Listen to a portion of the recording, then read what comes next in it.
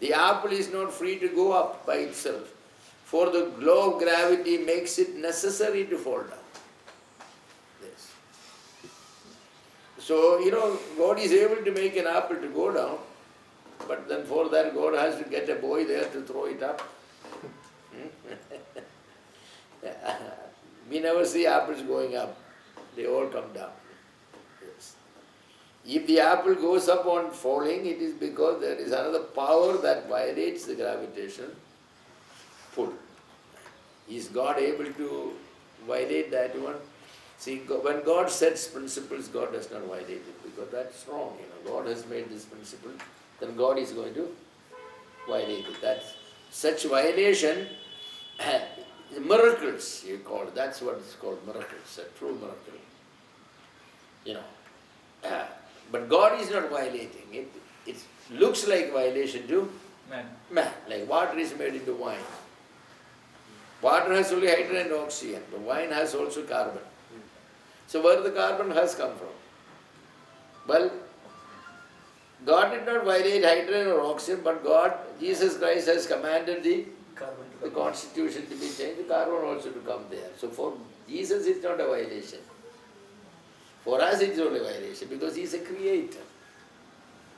When a handful of mud is converted to a man, there is no violation. That's a creator's creativity. So all miracles in some ways is a recreation activity, almost. When Jesus walked on the water, no, it looked like a miracle. Because water's gravity is what, 1, and man's gravity is what? I don't know.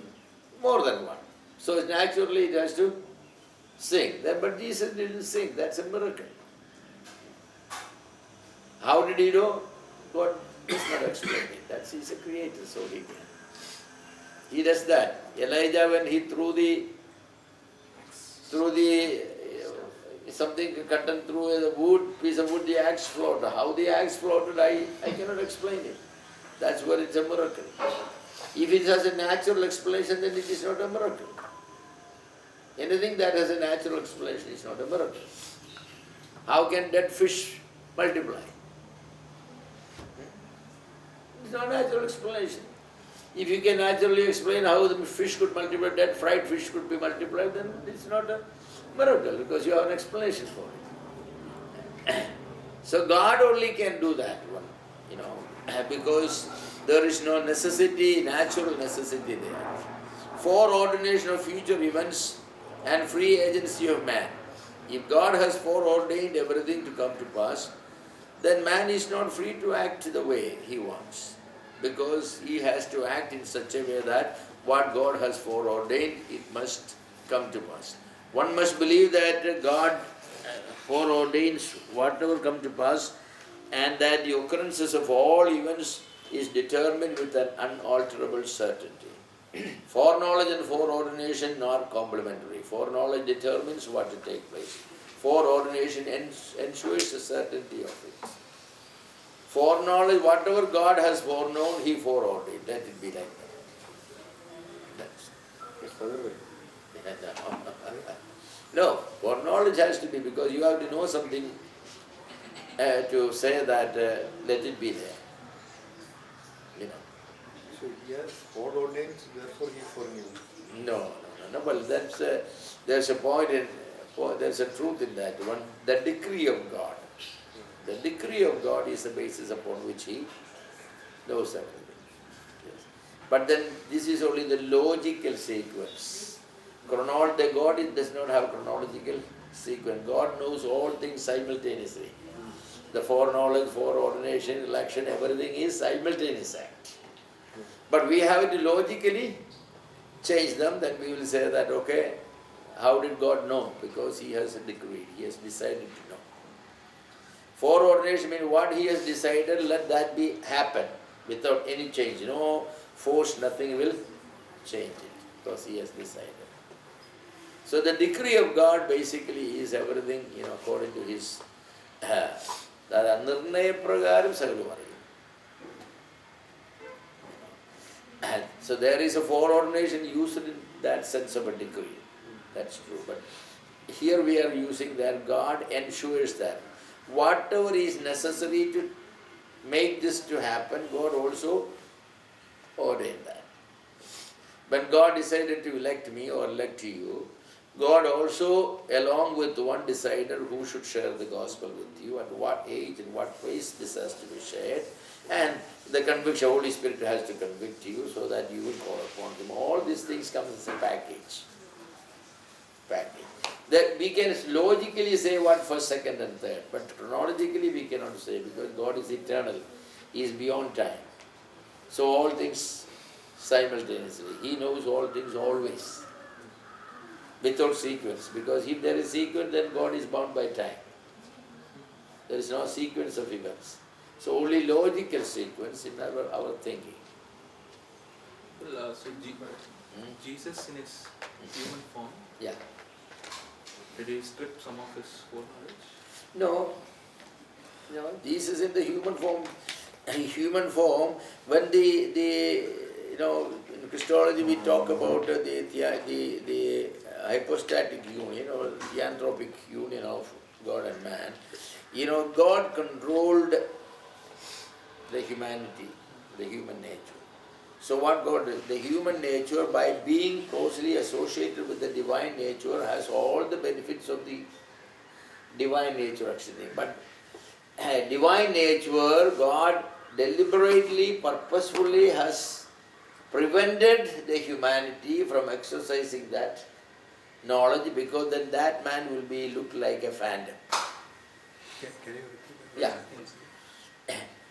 When humanity, the deity, the second person, the Logos came and united with, taken a human nature, and the human nature had the benefit of being associated with the divine nature. Therefore, all the attributes of the divine nature automatically is available to the human nature. But then the human nature will exercise all that one at the bearing from the conception. Inside the womb of Mary is talking about, all God's mysteries. That will sound like a phantom. He is not a human being. So he must be a normal human being.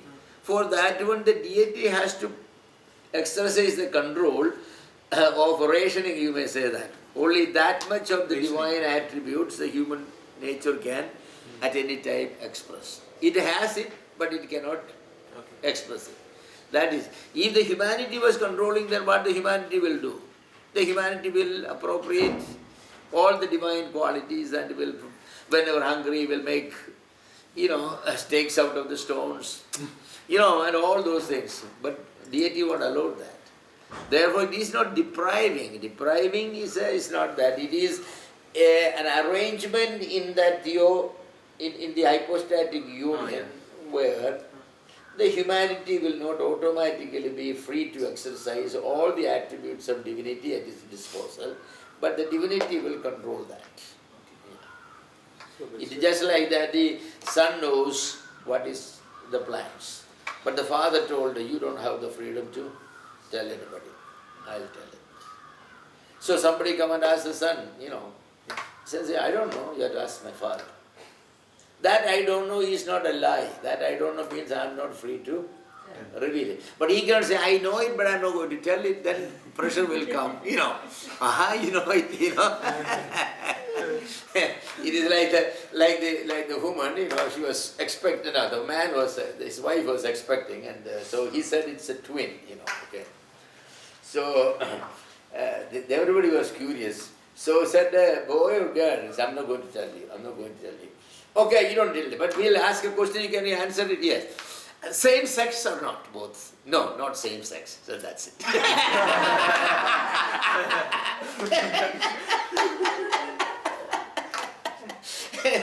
So the pressure will come. The pressure will come. God is not going to put that pressure on Jesus unnecessarily, because then he has to say that, no, I'm going to tell, then everybody said, no, please, everybody said please. No, so the deity has put Jesus Christ in such a way, he operates as a normal human being. It's a normal human being.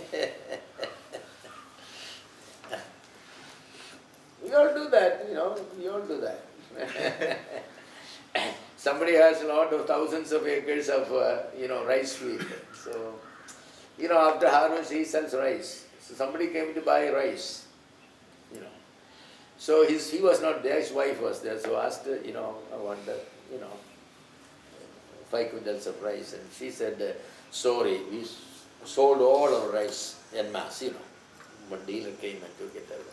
So the man was going away and then the owner was coming. So he asked, where do you go? He said, when do you home? For what? And to see whether I can get some rice. So what did my wife say? She said, that's rice you sold. You come with me. He said,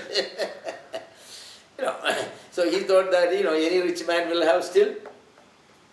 That's rice. So he went there, he said, sit down. Then he said, we don't have rice to sell. We all sold it. But I have the right to say it. My wife does not have it. You cannot go. You cannot go. Well, that's true, there are certain things not in your portfolio,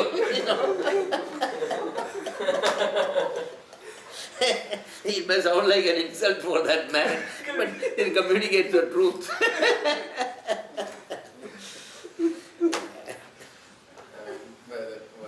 Yeah. This confusing about miracle and the force from the God's point of view. So which one comes under miracle, which one comes under deviation? Miracle does not have a deviation from divine point of view. God exercising His power to do certain thing. Miracle is a deviation for us. People say how the water could be made wine because it does not have carbon in it. What point of view? Time. Which one? God Came. says this is a deviation. The thing is, what God is saying, most of the things you are saying is miracle. Yeah. And sometime, for example, I wrote exam, like this. Yeah. Okay, before tomorrow is result is. Grossly. I prayed it, Lord, I want to pass it.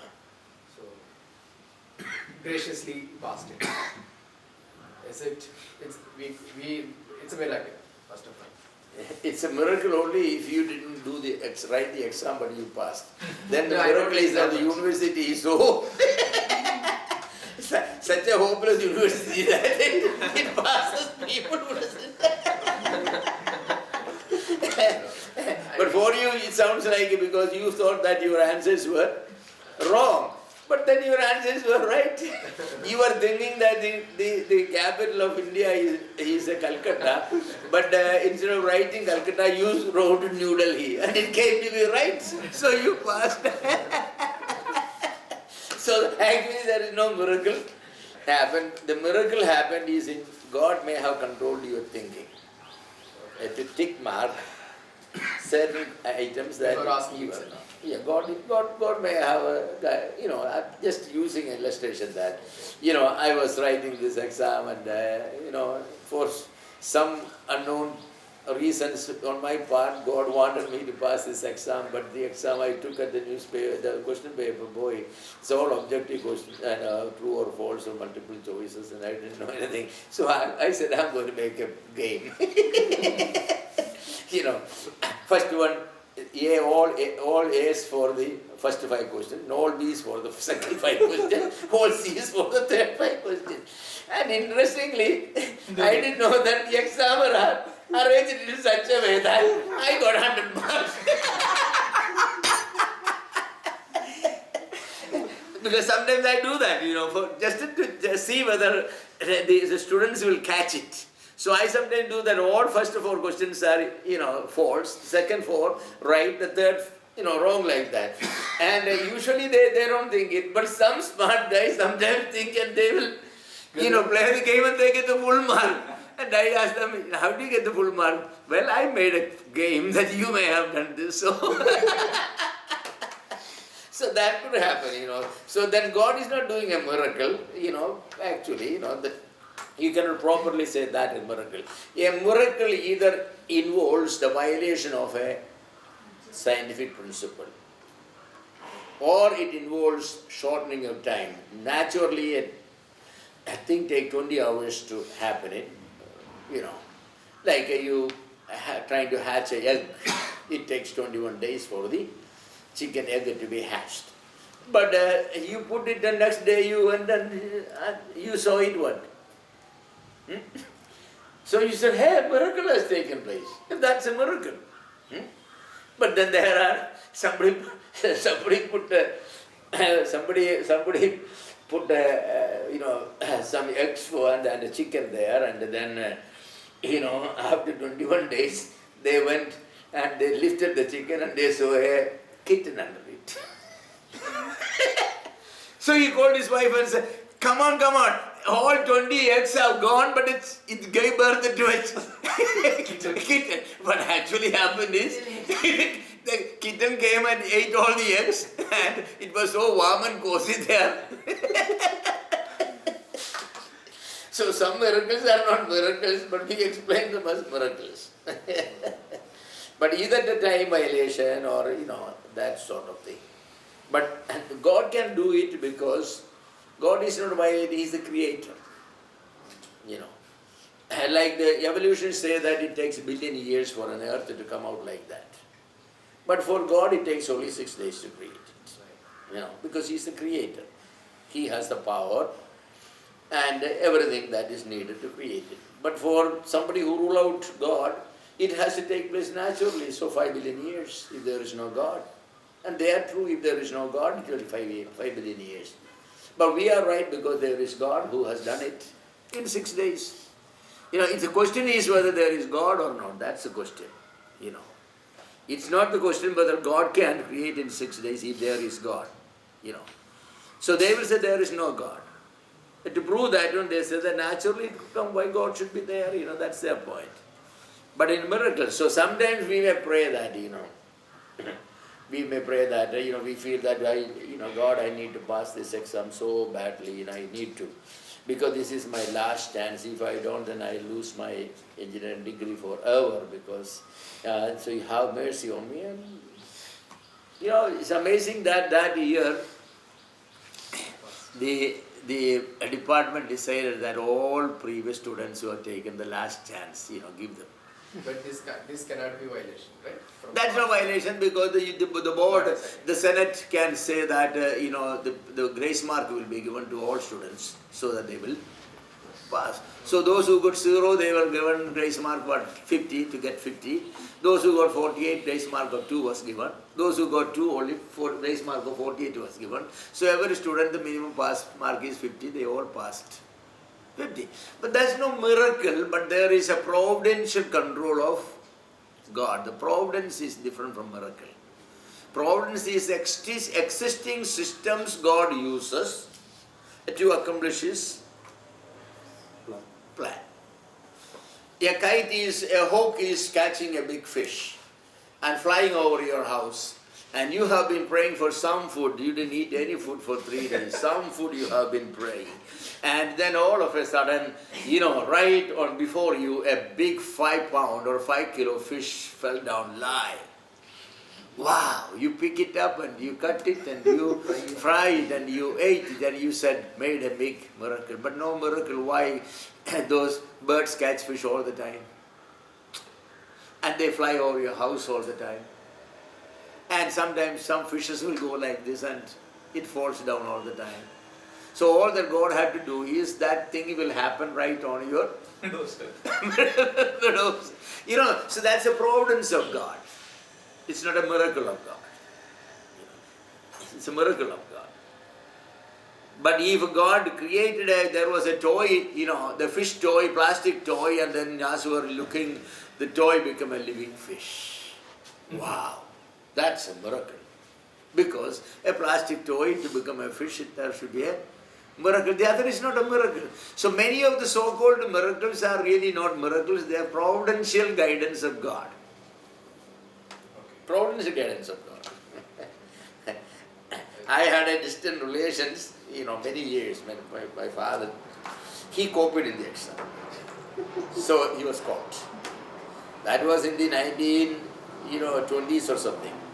Those days in Kerala, you are caught for 3 years or something, you will be debarred. That was. So he was caught, and then we had a very close relation who was a MLA and all that, and very influential person. So, they approach him and say, that's such a mistake this foolish boy has committed, done now 3 years. So he went into the Ministry of Education, and that year they just gave an exception that, only for 6 months, be barring. In whatever subject the copy he was caught, he has to write exam only in that one subject. So he passed in 6 months. Otherwise 3 years ago. So that's not a miracle. Again, that's, that's even not, I don't want to call it the providence, that is the human influence, undue influence that may be exercised. But God sometimes will control government, existing, systems, so that certain law is passed, and all that.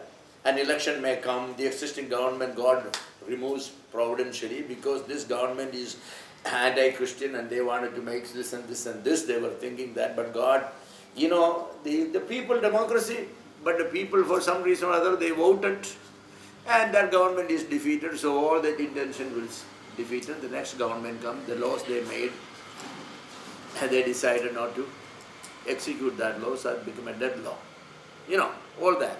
So that sort of things will happen. We have a tendency of calling that, miracle, but it's an answer to prayer, but not a miracle, but it's a providence. So we need to distinguish between miracle. A miracle is always something naturally cannot take place. Not naturally. Like health issues also can. Health issues, for example, and someone goes within some cancer or something. Yeah, cancer patient who was to die, now he is immediately healed. I will say, cancer patients are always healed. Not all cancer patients die, right? Not all cancer patients die. So, in this particular case, the doctor said, take for example my own father. My father had cancer and he was operated on, and then the doctor told me that, I asked the doctor when we need to come back for consultation. He said, don't bring him for consultation, no more, nothing we could do, only 2 months he will live, maximum. So don't just give him whatever he wants to eat, let's make his last 2 months. So he had diabetes and pressure, we were giving him halwa and laddus and everything. My father was asking, what is this that you were not even giving me a cookie before, now you are giving me laddu and all that. I said, the doctor said that with the operation everything is, now you are fine. The doctor told me to give whatever you want, so you give the pacha, whatever. So he lived 7 years and he didn't die of cancer, he died of old age. Now, is that a providential healing or is that a miracle? That's the question. It's a miracle. It could be a miracle, it could be a providential healing because not all cancer patients die, The healing may have taken place, the operation was sufficient and it has taken out all cancerous tissues and everything, and maybe, natural healing taken place, that is providence. Or if it could be a miracle God had in answer to prayers because we all prayed and my father was a man of prayer, so God answered. So I cannot say that, I won't say that's a miracle. The hand of the Lord was there, definitely. The prayer of this believers was there.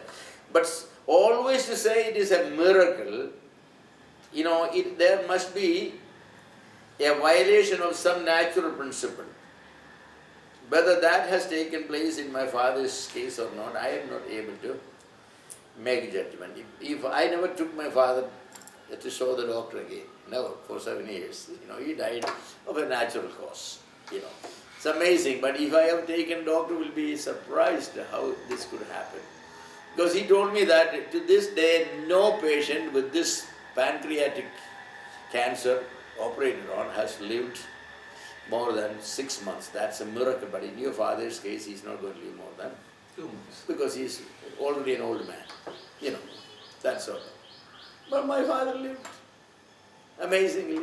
How, I don't know. But my feeling is, God has done providentially something.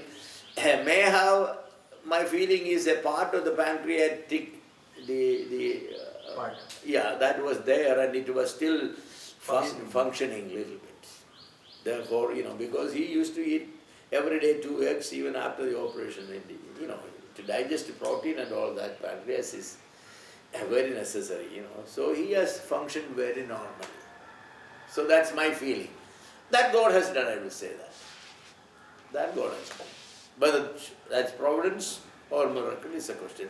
So such questions are very difficult to say that. Now, if you are a person who believes in that sort of like a charismatic or Pentecostal, so everything that, you know, you had continuous sneezing today and you prayed and God performed a miracle. I did not sneeze for the rest of the day. But everybody knows that people who sneeze does not sneeze until they die continuously. And sneezing sometimes goes away. So, you know, you can just, God doesn't want such credit also. We want to give him, but he doesn't want. That unnecessary, you know, thing. God's name is not necessarily glorified by saying such things because they may not be factual. You know. So that we have to be factually honest also. So we can say that God healed. Yes. Miraculously or providentially, that I don't know. God healed. Because, you know, we had a pediatrician, you know, Dr. Manohar, and we used to go that in his room there is a saying which is that I only give medicine, it is God who heals. You know, what is true statement? You know, I only bind wounds, God heals. I cannot do more than that. So that it's good for doctors to acknowledge it. You know, it's God who heals. But then to say that every healing is a miracle, then that it was impossible by any medical science that wound cannot be healed because it's a dead cells only there, no living cells there. Then God had to make dead cells living cells. But God can create new living cells there, but these dead cells all have to be gone and fresh blood has to be, and then God could perform miracles. You know, God has done miracles. Yes. Lazarus' case of resurrection is a miracle because no dead body comes up by itself. That's it. And even the woman with hemorrhage, for 12 years she was treated, it was a hopeless case, that just one touch. And we know that hemorrhage doesn't stop in one touch like that. So that was a miracle. So, you know, this sort of things are there, yes. There's only one small one. Yeah. Just confusing about it.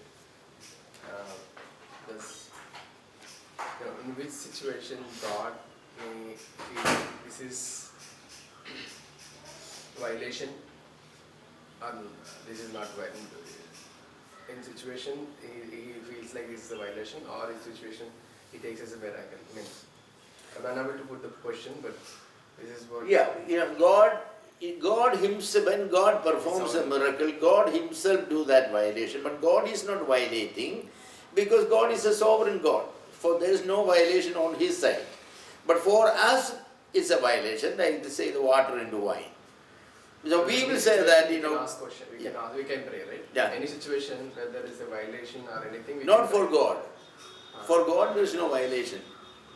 Because God cannot violate.